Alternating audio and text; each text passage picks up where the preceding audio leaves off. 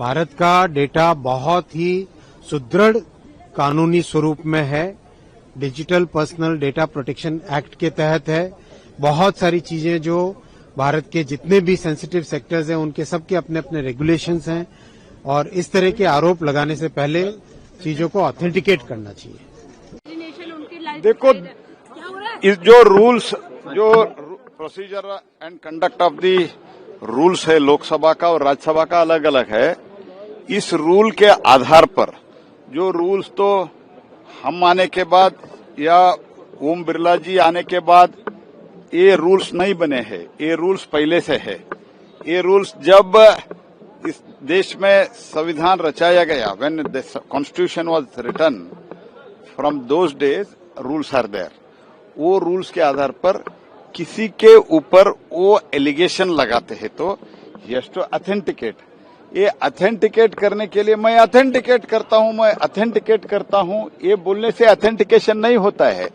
First of all, अगर किसी के ऊपर वो एलिगेशन लगाते हैं तो जो सदन के सदस्य है उनको नोटिस देना पड़ता है। अगर वो सदन के सदस्य नहीं है तो ऐसे एलिगेशन, वाइल्ड एलिगेशन नहीं लगा सकते है। फिर भी बोलने के बाद ऑथेंटिक करो बोले तो मैं ऑथेंटिक करता हूं बोले तो ऑथेंटिकेशन नहीं होता है। ऑथेंटिकेशन के लिए संबंधित डॉक्यूमेंट रखना चाहिए। संबंधित जो विषय है वो विषय का रिकॉर्ड्स है, एविडेंसेस है, वो सब रखना पड़ता है। कुछ नहीं है, एक पेपर लाए है मैं ऑथेंटिक करता हूं बोले तो ये ऑथेंटिक, ये बोलने से ऑथेंटिक नहीं होगा। यू शुड अंडरस्टैंड, इनको ऑथेंटिकेशन का अर्थ भी समझ नहीं है, रूल का भी अर्थ का समझ नहीं है, इसलिए कुछ भी बोलते हैं। सेकंड पॉइंट, मैं इसके अलावा जो ये एलिगेशन लगाते हैं, इन लोगों ने देश को कैसे कैसे भेजा। चाइना को 38,000 स्क्वायर मीटर कौन दिया, ये सब इन लोगों को पता चलना चाहिए। प्रीवियस इतिहास, पहले का इतिहास इनको कुछ पता नहीं है। वाइल्ड एलिगेशन लगाता है। जब भी ऑथेंटिकेशन बोले तो ऑथेंटिकेशन करता हूं। और बजट से बात नहीं किया। और चेयर पर जो बैठे हैं, चेयर इज ए चेयर। अगर जब पैनल पे जो रहता है, कांग्रेस पार्टी का हो, बीजेपी का और किसी का पार्टी हो, chair is a chair. When chair पे कोई व्यक्ति बैठता है वो किसी का पार्टी का नहीं रहता। ये मेरा आप मेरे पार्टी का पुराना सदस्य है, ये बोल के चेयर को अपमानित करना, ये बहुत बड़ी इनका, he is belittling the position of the leader of the opposition and he doesn't know the proper parliamentary language, कुछ भी बोलता है। और मुझे लगता है वो पॉलिटिकल स्कोर करने के लिए बजट के अलावा सब कुछ बोला है। एंड डाटा के बारे में आप सब जानते हैं, आज भारत में डाटा हो, एनर्जी सिक्योरिटी हो और ओवरऑल एनर्जी, हमारा जो एनर्जी, फ्यूचर एनर्जी हो, आज के एनर्जी हो, जो भी सिक्योर करने के लिए मोदी जी के नेतृत्व में जो भी हुआ है वो दुनिया सराहना कर रही। इसीलिए हमारे पास इन्वेस्टमेंट ज्यादा आ रहा है। बिना समझते हुए वाइल्ड एलिगेशन करना एक जिम्मेदार अपोजिशन लीडर का, ये पोजीशन का सम्मान भी नहीं करते, देश का सम्मान भी नहीं करते, रूल का सम्मान भी नहीं करते। डिपार्टमेंट ऑफ जस्टिस के डॉक्यूमेंट का जिक्र कर रहे हैं, वो क्या वो यहाँ पे एडमिट हो सकते हैं? डिपार्टमेंट ऑफ जस्टिस के डॉक्यूमेंट्स का जिक्र कर रहे हैं। नहीं, ये मेरे पास सारे प्रूफ हैं। नहीं, प्रूफ है तो रखा क्यों नहीं? प्रूफ तो जब आप, फर्स्ट ऑफ ऑल अगर प्रूफ है तो नोटिस देना पड़ेगा। आप किसी सदस्य के ऊपर, वो मंत्री हो, सदस्य हो, जब एलिगेशन लगाते हैं पहले नोटिस देना चाहिए और उसके साथ ही साथ डॉक्यूमेंट प्रेजेंट करना चाहिए। कहाँ है डॉक्यूमेंट? करता हूँ बोले तो नहीं होता है, और मैं ऑथेंटिक करता हूँ ऐसे बोल के चले गए तो नहीं होता है। He should present it before the, on the table right now. He has not done that, he has agreed that I have not done that. He should immediately present his document. If he has any document, records, witnesses, जो भी है उसको present करना पड़ता है। Rule 353 very clearly says that he should give the notice. He has not done that. Also, sir, he has raised up the issue of Epstein files and how Prime Minister has surrendered. He also took name of various businessmen, also Epstein file. How do you see this? And that is why the bench and the Parliamentary Affairs Minister said that you need to authenticate the... No, I have also said, Parliamentary Affairs Minister also said, without any basis, किसी के record के आधार पर आप कुछ भी बोल सकते हैं। आपके देश में जो पीयूष गोयल जी ने, माननीय पीयूष गोयल जी ने स्टेटमेंट दिया, उसके ऊपर आपको भरोसा नहीं है।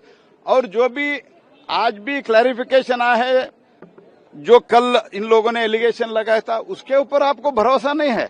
और ज्वाइंट स्टेटमेंट तक आपको वेट करने के लिए आपको तैयार नहीं है। कुछ भी स्टेटमेंट देता है without any proof, without any evidence, without any record. This is most irresponsible behaviour.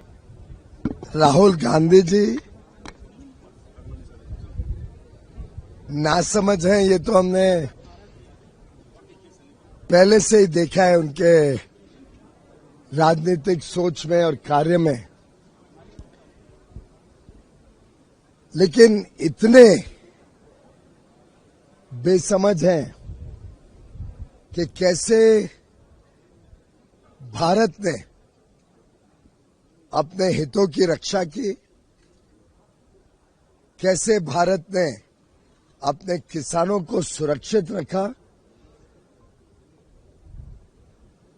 किस प्रकार से आज देश का हर नागरिक, हर किसान माननीय प्रधानमंत्री नरेंद्र मोदी जी पर विश्वास करता है कि वे कभी भी भारत के किसानों का नुकसान नहीं होने देंगे। ये बात राहुल गांधी जी को समझने के लिए शायद कठिनाई होती है। मैं स्पष्ट करना चाहता हूं कि भारत के प्रधानमंत्री माननीय श्री नरेंद्र मोदी जी या वाणिज्य मंत्री के नाते मैं किसानों की सुरक्षा को पूर्णतः ध्यान में रखकर ही यूनाइटेड स्टेट्स ऑफ अमेरिका के साथ बातचीत हुई, फैसले हुए, और ये भारत के सभी किसानों को मैं पूरी तरीके से आश्वस्त करना चाहता हूं कि उनके हित सुरक्षित है, उनका जो उत्पाद है वो सुरक्षित है, और कभी भी प्रधानमंत्री मोदी जी की सरकार किसानों के हितों के साथ कभी समझौता नहीं करेगी।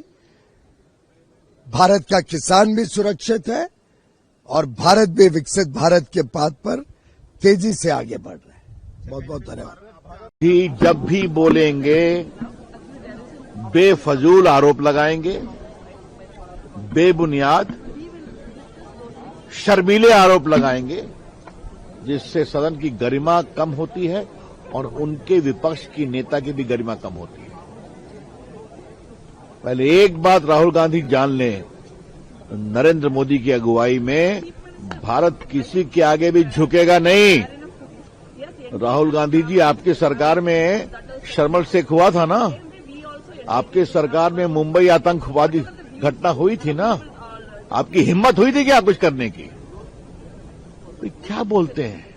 और आज जब वो बार बार देश के हित की बात करते हैं तो देश को बताना जरूरी है कि इनकी सरकार के रक्षा मंत्री A.K. एंथोनी का स्टेटमेंट ऑन रिकॉर्ड है कि हम चीन के इरिटेट करने के लिए सड़कें नहीं बनाते हैं सरहद पर। ये आपका हाल है। आप न नियम देखते हैं, न परंपरा देखते हैं। नियम 352 और 353 में साफ लिखा हुआ है कि अगर आप आरोप लगाएंगे तो आपको एक सब्सटैंटिव मोशन में आरोप लगाना पड़ेगा, उस पर सबूत देना पड़ेगा, और उसके बाद स्पीकर उसका विचार करेंगे और उसके बाद निर्णय होगा। तो आप कुछ भी आकर के अनाप शनाप बेबुनियाद बोलते हैं। तो मैं यही कहूंगा, अभी एक नरवाने के बायोग्राफी को लेकर बोला, हमारे जो उसके प्रकाशक हैं पेंगुइन, उन्होंने साफ कहा हमने नहीं छापा है किसी फॉर्म में। उन्होंने कहा हमारे कॉपीराइट का वायलेशन हुआ है। नरवणे साहब ने कहा कि ये सच्चाई है, उसको लेकर के कहां से एक जाली किताब लेकर घूम रहे थे। और आज हाउस में नियमों की अवहेलना कर बिना किसी सबूत के बेबुनियाद बातें करते हैं राहुल गांधी। इनकी हम पूरी भर्त्सना करते हैं। एक ही बात कहेंगे, राहुल जी आप विपक्ष के नेता हैं, अपनी क्षमता से हैं या परिवार से हैं वो देश जानता है, कुछ तो जिम्मेवार बनिए। सर राहुल आए थे यहाँ, राहुल आके कह रहे कि मैं सारे तथ्य से बात रख रहा था, लेकिन वो मुझे टेबल करने नहीं दिया। You also interdicted in between sir, citing the rule. I am simply asking, मैंने बताया ना रूल 352, 353, अगर आप लोग आरोप लगाएंगे तो आपको एक सब्सटैंटिव मोशन देना पड़ेगा, उसमें पूरी सबूत देने पड़ेंगे कि मैं ये इनके बारे में बोलना चाहता हूं, फिर स्पीकर उसको ओके करें तब ना आप बोलेंगे। वरना क्या चाहते हैं राहुल गांधी, जैसे मंच पर गाली पढ़ते हैं कि किसी को लाठी से पीटेंगे और कोई चोर है वो यहां बोलेंगे क्या? ये नहीं चलेगा। राहुल गांधी संसद नियम कानून से चलता है। धन्यवाद सर। चीजों को बेचा जा रहा है और भारत माता को मोदी सरकार ने बेच दिया, क्या कहना है आपका? जिन्होंने खुद भी देश को बेचा है, उनके बाप दादा नाना नानी सब लोगों ने देश बेचा है, उन लोगों को इसके अलावा कोई दूसरा ख्याल आएगा नहीं। आज भारत दुनिया का लीडर बन रहा है, तब इनको लगता है कि इसकी कमी निकालो। ये वो लोग हैं जो भारत के विकसित यात्रा को नहीं देख सकते, ये भारत के नीचे किसी पायदान पे पड़े रहने को ये पसंद करते हैं। ये वो लोग हैं जो मजबूर भारत को पसंद करते हैं, मजबूत भारत को पसंद नहीं करते। ये वो लोग हैं राहुल गांधी के नेतृत्व में, जो लोग इस देश के लोकतंत्र को नहीं मानते, नियम कानून नहीं जानते, ऑथेंटिकेशन नहीं जानते। जब हमारे संसदीय कार्य मंत्री ने कहा कि ऑथेंटिकेट करिए, तो कहते मैं अभी ऑथेंटिकेट करता हूं। मतलब मुझे लगता है कि जब ये मूर्खता की पराकाष्ठा है कि जिसको ऑथेंटिकेशन नहीं पता है वो एलओपी बना हुआ है, भगवान बचाए ऐसी पार्टी को। उन्होंने ये भी कहा, आरोप ये भी लगाया कि किसानों के हितों से समझौता किया गया, जो टेक्सटाइल वर्कर्स हैं उनके हितों के साथ समझौता किया गया, एनर्जी सेक्टर में कॉम्प्रोमाइज किया गया और तमाम चीजें जो है ट्रंप प्रशासन के दबाव में हो रहा है। तो राहुल गांधी का जो सशक्तिकरण है किसान का, उसमें है कि किसान का अनाज ही न बिके। उनका जो परिभाषा है सशक्तिकरण का, वो भारत की मजबूरी होनी चाहिए, और जो एनडीए की परिभाषा है वो मजबूत भारत की है। तो राहुल गांधी जिन देश विरोधियों के इशारे पे बोल रहे हैं और बदतमीजी पे उतारू हैं, ये तो आप बड़प्पन है सत्ता पक्ष का कि सारी बदतमीजियां सुन रहा है। वरना राहुल गांधी जी जिस बदतमीजी से बात कर रहे हैं, वो खुद अपनी कांग्रेस की रही कही कसर को भी जनता की नजर में मटिया मेट कर दें।